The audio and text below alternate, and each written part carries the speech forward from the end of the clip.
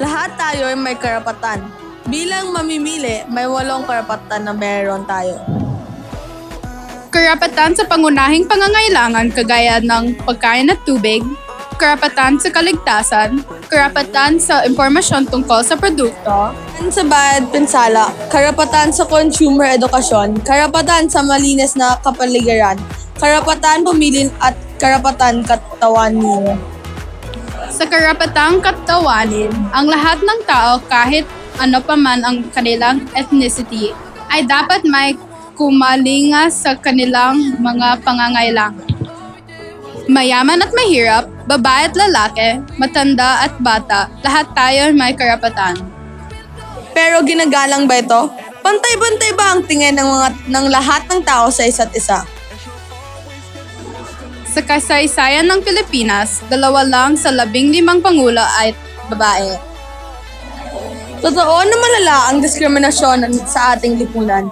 May maraming kaso ng diskriminasyon na makikita natin araw-araw. Ang mga babaeng nagtatrabaho ngayon ay may mas maliit na sahod kumpara sa sahod ng isang lalaking may parehong trabaho. Kasing galing namang magtrabaho at parehong posisyon, pero dahil sa pamantayang kasarian, hindi pantay-patay ang binigay sa kanila. Hindi limitado ang diskriminasyon sa kasarian lamang. May diskriminasyon sa mahirap at mayamang tao. May malaking income quality sa Pilipinas at lumaki ito araw-araw.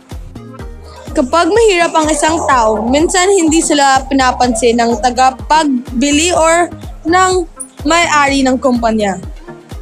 Sa kanyang kahirapan, mayroong siyang matutunan.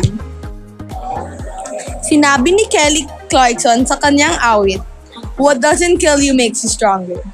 Lahat tayo may kaibang kultura, lahi, ethnicity, kasarian, pinagdaanan at buhay. Pero hindi ito kahinaan. Ang pagkakaiba natin ay ating lakas. Ang pagkakaiba natin ay isang pagkakataong magkaisa.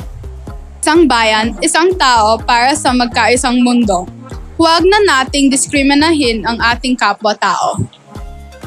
Ang pagbabago ay nagsisimula sa sarili. Simulan na ang pagbabago sa iyong sarili para makamtan natin ang pagkakaisa at pagkakapantay-pantay.